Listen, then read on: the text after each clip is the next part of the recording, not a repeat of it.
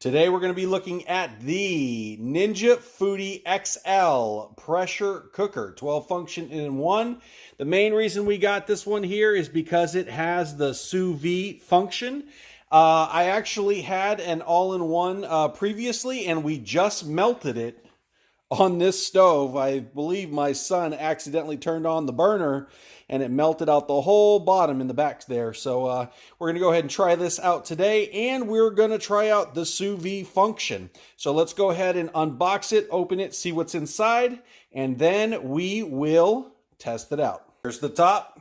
Got an instruction manual and our lid. Now, just to let you know, if you want to save $150, get the one with 2 lids. They have the upgraded version that has 1 lid, but you're going to pay $150 more for the same functions. Inside the box, we have the main unit and the secondary lid. In our paperwork, we have the main booklet that shows you how everything is used. An exclusive offer on accessories when you register it. Do not return it. Do not put it on the oven. That's what we did, and we melted the last one on this burner right here. We have the quick get to know your foodie guide. Now this one's nice because it actually shows you how to use each one of the functions quickly. And on the back, it also has a cooking cheat sheet for specific foods right there.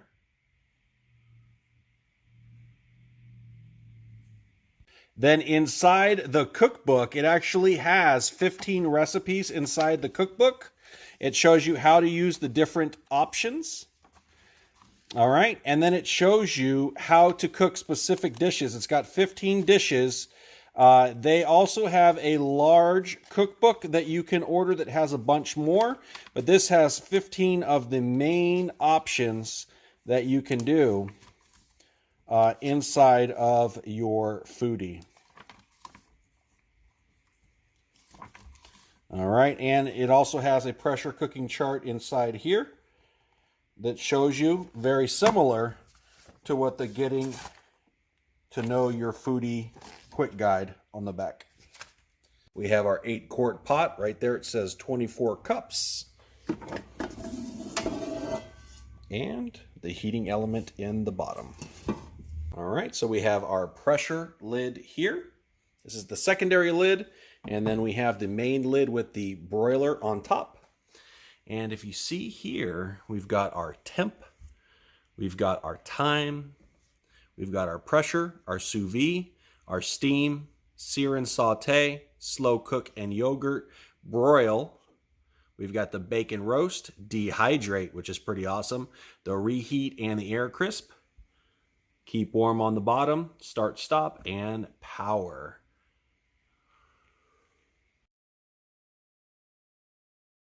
One feature that is really cool is the tender crisp function. And basically what the tender crisp function is when you are trying to cook things, first you're going to pressure cook them to speed up the cooking process, and then you're going to do the air frying with the crisper lid, and you're going to air crisp it for a certain amount of time so it makes it crispy on the outside but tender on the inside from doing the pressure cooking. That's pretty interesting. In the back of the unit is the condensation collector. You want to make sure that you clean this out every time that you are finished cooking.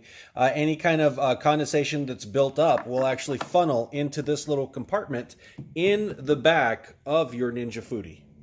The Ninja Foodi XL. All right, so we're going to go ahead and try the sous vide function out right now. As per the manual, we put in 12 cups of room temperature water. You're going to go ahead and put on the pressure lid sideways and lock it in place. All right, and then you're going to make sure that the vent function is on like that. So this is the sealed function. This is the vent function. We're going to make sure that that is on. And then we're going to click sous vide. We're going to select what our temperature is. We're going to be doing medium rare steak, so we want it at 130. And we're going to stop on or start. And what it's going to do is it's going to preheat. As soon as it's done preheating, then you put your vacuum sealed bag or food that is inside a Ziploc bag that is fully sealed inside the water to let it cook for the length of time you want. You can select the time that you want right here in 15-minute increments, and then you just say start. And what it's going to do is it's going to preheat. They say usually it takes about 10 to 15 minutes to preheat to the temperature that you want, and then you put the food inside.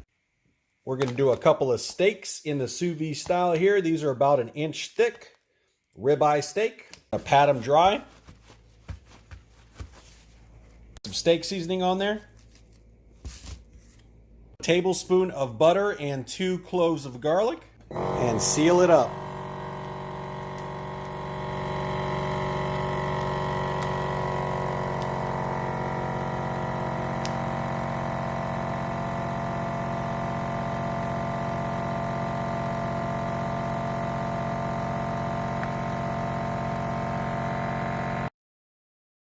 All right, then you just go ahead and put it in the bath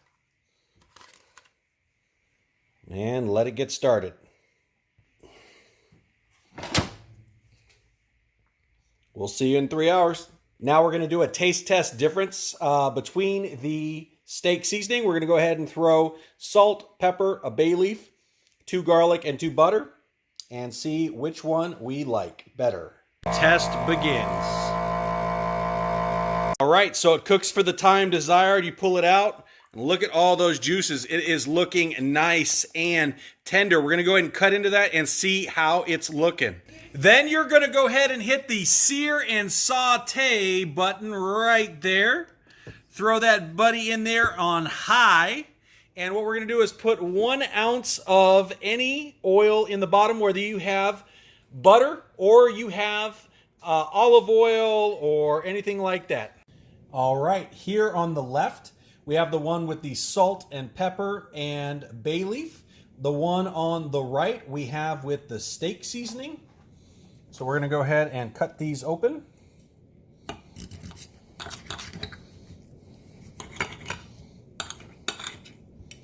All right, so on the inside, super tender, cooked all the way through.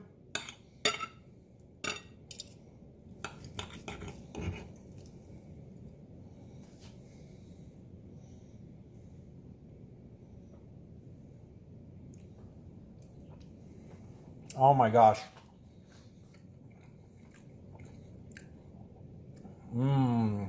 So it is extremely tender. It just liquid falls apart in your mouth. The only other time that I've had a steak that tender was when me and my wife went to a castle in Germany, and they also did a sous vide steak. All right, this one here is going to be the one with just salt and pepper, with the bay leaf and the garlic cloves.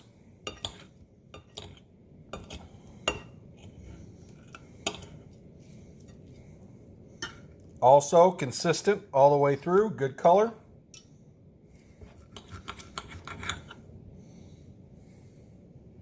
Look at that.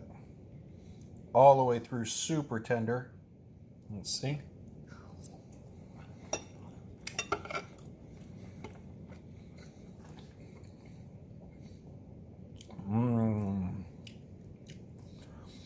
So they are both super juicy, super tender.